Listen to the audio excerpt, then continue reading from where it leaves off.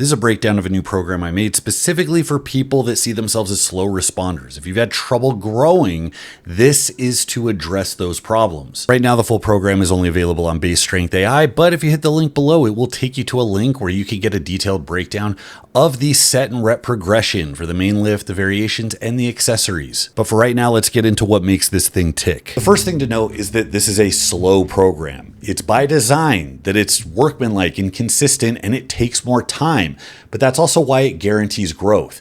See, if you're slow to eke out bits of progress, if you're a slow responder, it means that each dose of training doesn't push you as far forward. You're like the slow kid in class. Each dose of practice, each bit of teaching doesn't quite give you the same amount of mastery. So if you want to keep up with the gate kids that are fucking the curve for everybody else in class, you gotta clock more hours studying. Now that kind of makes sense with lifting. It's not completely wrong, but it is incomplete because training builds up fatigue. And if your mindset is a grind set and you look in the mirror and say, the world isn't fair, if I want to keep up with the herd, I better put on my big boy pants and start pounding pavement. That can take you very far, but it can also put you in a situation where the type of work that you're doing more of isn't really growing you anymore, and all you're doing is racking up fatigue. And this leads to the shame, guilt, frustration, disillusionment that makes you think that you're just not doing it right. But there's a workaround, guys. Getting you to grow is not like picking a fucking lock. These principles are easy to understand, and I built it into this program. The trick for you guys that are struggling is to slow the hell down. You're not the hare. You're not somebody who could just show up for a short workout, do some bullshit, and then come back every couple of weeks and set another 15-pound PR. You're going to have to grind. You're going to have to get comfortable repeating workouts and dragging out the progression. The benefit of slowing down your rate of progression is that it gives you more time to recover and let that fatigue dissipate. It gives you more time to realize adaptations before you add weight and stress yourself further. You get more touches in the magic middle ground where the work is very productive and stimulating, but it also doesn't grind you into the ground. And all of that means more weeks of continuous growth, which means less weeks of sitting in your car after a bad workout, staring at the steering wheel with your hoodie on like a psychopath. Now, this trick isn't really a trick. It's only in the modern era where everybody thinks that there's some hack to jumping ahead of the line and becoming the next Tam Selleck that people repeat the word optimal over and over and over as if they're entitled to get the most amount of gains they could ever potentially get. You're actually not entitled to get the least amount of gains you could potentially get. Once you realize the truth of that, and that explains why so many people will spend 15 years lifting the same weight for the same 3x10 at 24-hour fitness, you're going to be a little bit more grateful to eke out some steady, consistent progress over a long period of time. This was called step loading in the past, repeating workouts multiple sessions in a row before adding weight to let the gains congeal and harden into your arteries like so much plaque. It's also why 531 was so popular. In the immortal words of one Jim Wendler, they want the program that'll put 40 pounds on their bench in 8 weeks. When they say this, I ask them how much their bench went up in the last year, and they hang their heads in shame. Guys, this is the story of everyone. And before you know it, that point in time, 8 weeks in the future that you're so desperate to look forward to is going to be 5 years behind you. And you're going to be in that position wondering what the fuck you've done with your time. So without further ado, here's a breakdown of block. Let's start with a split. This, like so many of the programs I write, is a very simple squat, bench, deadlift, overhead split. You get a day dedicated to each main lift. Yes, there's back work in here, but for everybody that's worried about not enough tricep work, not enough core work, when am I going to fit in my anterior tibialis work? Stop fucking trying to do everything.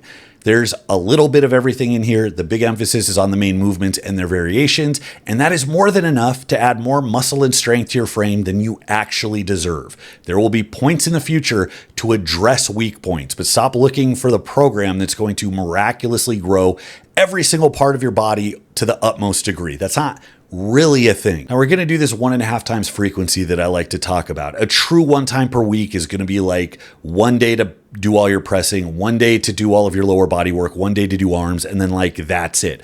That's certainly an option. But if I'm casting a wide net over all of you, generally I like more work, but I don't typically like to promote 2 or 3 times per week for one lift because it gets more fucking complicated. There's more moving pieces. So anywhere where I can increase the amount of work throughout the week without complicating the shit out of everything, I'm going to do that. This is a really good way to do that. We're just going to stagger the upper and lower body variation. So on deadlift day, you're going to do your squat variation as your second exercise, and vice versa. On bench day, you're going to do your overhead variation as your second exercise, and vice versa. Is this the most supremely important thing to your growth? Can you ignore this and just have a regular ass bench day and be fine? Yeah, I almost guarantee that that's the case. Now, after your main lift and your variation, you're going to follow it up with isolation and accessory work. Now, these are all the smaller muscle groups that matter. Making them bigger and stronger is going to help everything else, but they don't take priority. This is not an arm specialization program. Now, for the main lift, we have what I've called in the past a hex progression. It is essentially a reverse pyramid. The only difference is you're doing multiple sets at the middle weight. So you're going to work up to a top set, drop weight, do a few sets at that weight, drop weight again, then do an AMRAP set. And I like it because it just checks a lot of boxes. There's a separate rep progression for your variation and a separate rep progression for all the accessory work that's going to come after. Now this progresses over 3 blocks in sequence. The first run of 3 blocks is going to be 9 weeks long, and you're going to do a top 6 followed by something around 9 reps for your volume, and then at least 12 reps on your AMRAP. Each block has a slightly different emphasis. The first is going to focus on acclimating you to the amount of work. Then you're going to focus on increasing volume. Then finally, you're going to hit the heaviest numbers as you intensify, which means dropping volume back.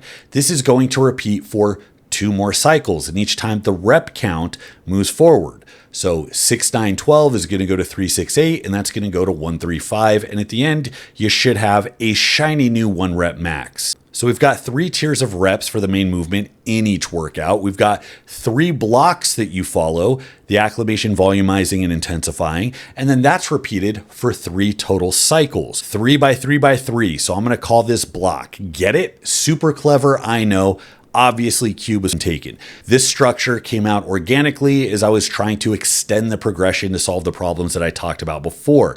Now, there are, of course, other problems that every program is trying to solve in its own way. Program structure has to anticipate how fast you're going to grow, how much work you can tolerate, how long you can tolerate it for, and how often you need a break or a reset. Minimums and maximums for these values should aim to keep you in like a Goldilocks zone. And this gets especially difficult if I'm trying to promote one method or one recommendation for a whole shit ton of people. Now, thankfully, people respond to a wide variety of things, so I got a lot of real estate to work with, but there's always going to be people left behind, even with perfect execution. There's always going to be somebody who can't handle the frequency because their joints get run down, or one particular lift might be more taxing than the other, or one lift might actually require a shit ton of volume to grow compared to the others. Now, there's shortcomings every type of program that tries to solve this. Take a good old-fashioned LP. They're trusty and idiot-proof, but idiot-proof means really, really broad, simple, fixed rules, which don't give you much room to maneuver. If you have a fixed 5-pound jump as your only mode of progression, there's really not a lot to tweak, and when you stall out, your options are very limited. When you look at typical percentage-based periodization programs, they have fixed workloads in relation to your 1 rep max, but not everybody experiences those percentages the same. One guy might see 3 by 5 at 80% as a vacation, somebody else might see it as the trail of tears. There's something to be said for programs allowing auto-regulation so you can massage these numbers based on how you're responding and what kind of day you're having. Well, RPE programs do this, and that was supposed to be the new evolution of training, trying to mold the workload to you. But they rely on your inevitably flawed interpretation of how you're experiencing the workload, and people overwhelmingly suck. I've been doing this for a very long time, and I can tell you that I've pulled out performances in workouts and competitions where I would have sworn a lift was an RPE 9 only to do 4 more because I had to. Your body lies to you, and that's a big problem. So for that reason, there's something to be said for making yourself do the fucking work. Now, we're obviously not going to solve all these problems for all people, but we can give some outs. We can cast a wider net so each person has something to grab onto to increase the chances that at least one thing goes right. So here's the basics, the minimums of a good program. Good exercise selection in productive rep ranges that have an appropriate amount of effort and strain and some mode of progression. It also has to have just a dash of recovery thrown in with planned breaks or resets, because you just can't add weight forever.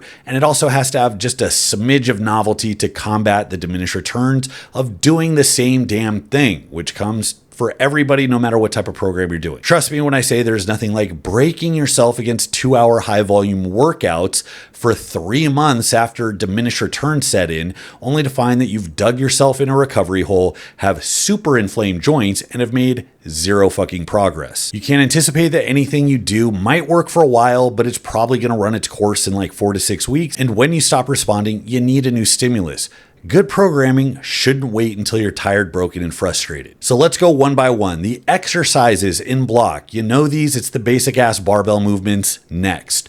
Productive ranges, obviously low reps bias strength, high reps bias hypertrophy and capacity.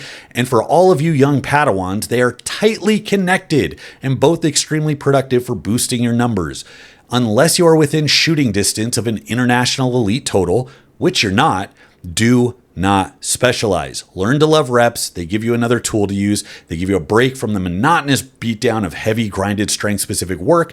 They give more technical practice with lighter reps. They drive more blood into the joints for a restorative effect. They teach you to endure pain, are easier systemically to recover from, are better for developing weak spots in the lift. And oh, by the way, they make you really fucking jacked. Did I mention they also make your 1 rep max go up? The insistence that people do the big 4 for repeating sets of 8, 10, and 12 is the primary reason that my programs have become as popular as they are. So no more questions. Now that we have good exercises and productive ranges, we need an appropriate amount of effort and strain. This is the hard part for a program, to prescribe something to a stranger that is going to put them in the sweet spot for that.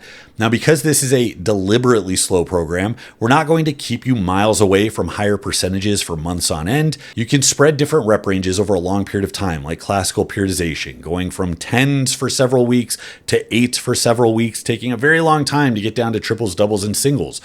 You can do them on different days in the same week, like DUP. Or you can do option 3, which is what we're doing, by just doing them in the same workout. Now, don't come at me with, isn't this like concurrent or conjugate, bro?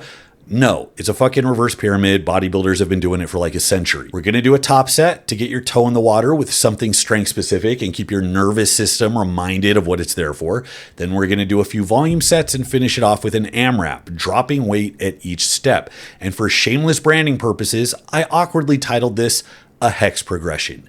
Because shapes. Now, leading with a top set guarantees that you're going to squeeze the most out of each rep range throughout the workout. Heavy shit is going to be done when you're fresh. Lighter work is actually going to be better when done after a heavy set because of post-activation potentiation. So this just makes good sense. The top set is a fixed percentage that's going to be guaranteed as doable for all of you if you didn't bullshit your 1 rep max. And it doesn't matter if it's the exact amount of hard because it's just a launching point. It's to get your toe in the water and keep you familiar with what those ranges feel like. And everybody's going to benefit from the overwarm effect of going heavier for one set than your main work. And because it doesn't have to live in the gap between RP 9.99 and 10.01, there isn't a chance that you're going to fuck it up.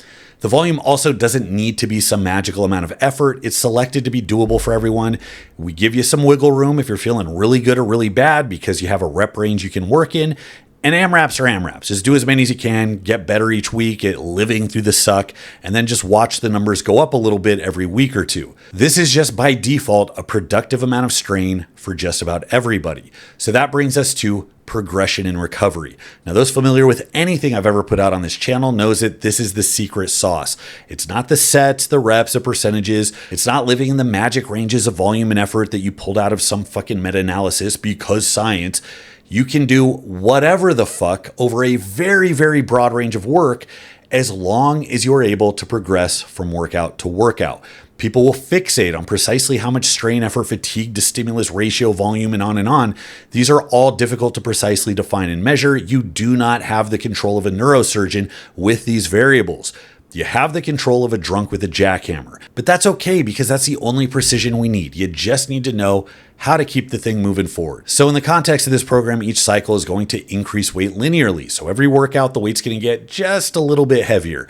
The first block is going to be an acclimation block. So you get a couple of weeks to start out light, get used to the totality of work.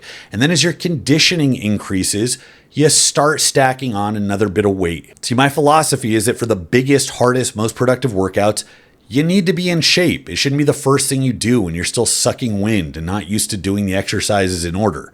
Now, after those few weeks, you're going to go into the volumization block, which is one of my favorite methods for overhauling your lifts. And it's the thing that's responsible for the most amount of personal emails and DMs of people bragging about how much meat got slapped on their frame after they ran one of my programs. Volumizing is simply just adding more sets. It's the easiest thing in the world to do. Obviously, you can't do it forever. It's cyclical. In the short term, you're going to go from 3 sets to 4 sets, then to 5 sets. And for that week where you're doing 5 sets of everything, you're going to be fatigued. Shit's going to feel kind of hard. Your body will register that as a change and respond accordingly by growing. Now, that last block is an intensification block. This just means that we're peeling away sets. So where we were adding sets to get a big growth response, now we're peeling away sets to let fatigue come down so you can realize that strength and hit just a really big fucking number on the last week. Now, the cool thing is that this works really well for getting strong cycle after cycle after cycle, but it's also the exact way you peak for a powerlifting meet. So if you run through this a couple of times and grow and you hit it like clockwork, you know how to program more than most competitive powerlifters. Sets drop to handle more weight, the extra weight causes more strength-specific adaptations, and voila, you hit a bigger fucking number than you did on week 1.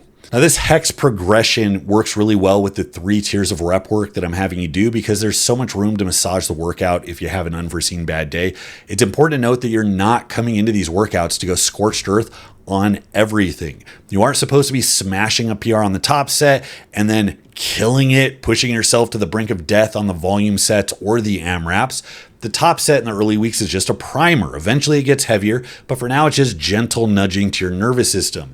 It's the diligence on the perfect execution on the middle volume, leaving a few in the tank, and then the effort that you put into the AMRAP that are all going to drive progress. So when the top sets do get heavy at the end of each cycle, that's going to make sense as the volume starts to come down, leaving you with more recovery for that next big top set in the following workout. Now, this brings us to novelty, which is another key component to continuing to grow. Each cycle is going to look very similar week to week. There's some changes to the sets through the volumization and intensification phases, and the weight does tick up a little bit, but for all intents and purposes, the work looks really similar.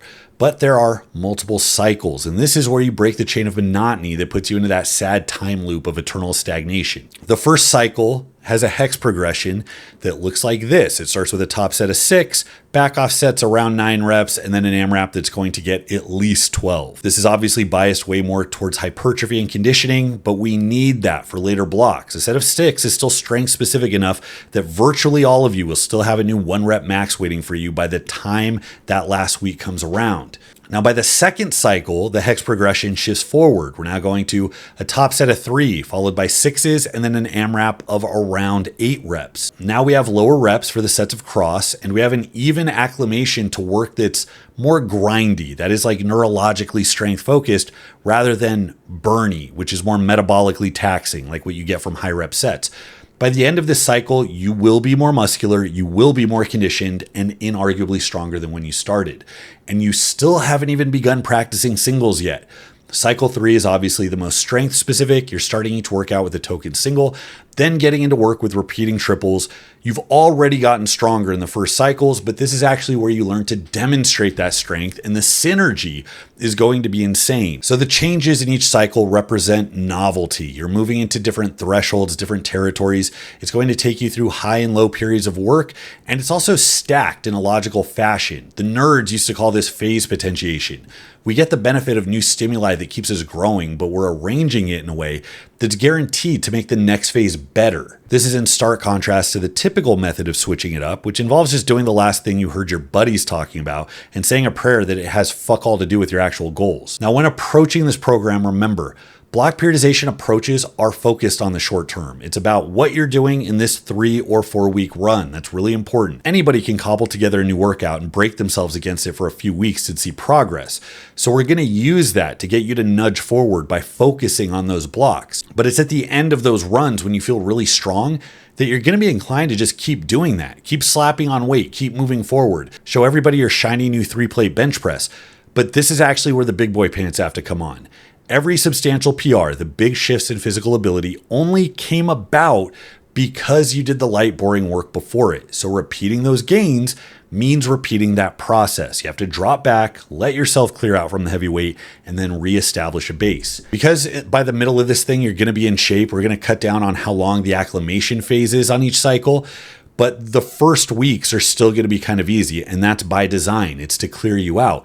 This should burn into your brain that habit of climbing up, spending as much time and work as possible in that magic, productive, kind of hard and fatiguing, but still technically sound RP 7.5 range, before turning your workouts into that emo-fueled bloodbath that makes up the intensification phase. That's where you go crazy. That's where you do your trauma dumping on the barbell. Now, those weeks at the end where you're redlining it are really, really valuable, but they have limited sustainability and should signal to you that you're coming up on a reset. So here it is, another take on some classical programming principles. I put this into BaseStrengthAI because it's a nice contrast to the other two programs we have in there, and I'm doing follow-up videos on those as well. Many of you might be familiar with Bull Mastiff, which has sub-maximal technical work with 6s across. They're easy 6s for multiple sets, and then you finish the last one with an AMRAP, and that's what you're chasing each week. That's very productive, and it's productive for a different reason than 70s powerlifter, which hits you over the head with high volume barbell work, working up to 5x10 across 3 different barbell exercises within the first block. Remember the drunk with a jackhammer analogy? This is the drunk with an earth mover. Now, I like this because it's heavy-handed, but it also shows you that you can handle more than you think. And like every other program I write, it puts an emphasis on recovery patterns to keep you from turning into a pile of inflamed joints and ruptured tendons. And block contrasts with both of those because it implements multiple rep ranges across the hex progression. So we're doing more at once, and it balances all that out with a slower progression, which is why I think it has a special place for people that do struggle to see steady, consistent growth. Now, if you're confused as to which one you should try, there's no magic answer. BaseStrengthAI manages weight selection and volume for you based on how you handle each workout. And that's actually the most powerful predictor of whether or not a program is going to be successful. It's how you adapt those parameters to your own performance. This is actually what online coaches should do and sometimes try to do, but really can't do. So each of these programs is actually made viable to you as long as you're logging your numbers and your performance in and actually following the numbers that it spits back out at you. The rest is really just a matter of personal preference. Do you want a shorter, simpler workout? Bull Mastiff makes that easy with a main focus on the AMRAP and really only 2 barbell movements in each workout. Are you tired of not having your chest measurement be 2 inches bigger than it is right now? And are you willing to kill yourself for 8 weeks to fix it? 70s powerlifter, bro. Now, are you a bit of a slow responder, like the idea of using multiple rep ranges at once while enjoying a slow but sure progression? If that is the case, then block is your boy. All will grow you, even with just the template, but how much is going to depend on how much you mold yourself to the program, and that degree of personalization can only come with trial and error, or you can get a jump start with BaseStrengthAI. That's all I got for today, guys. Let me know what you think. Until next time, this is Bromley. I'll see you.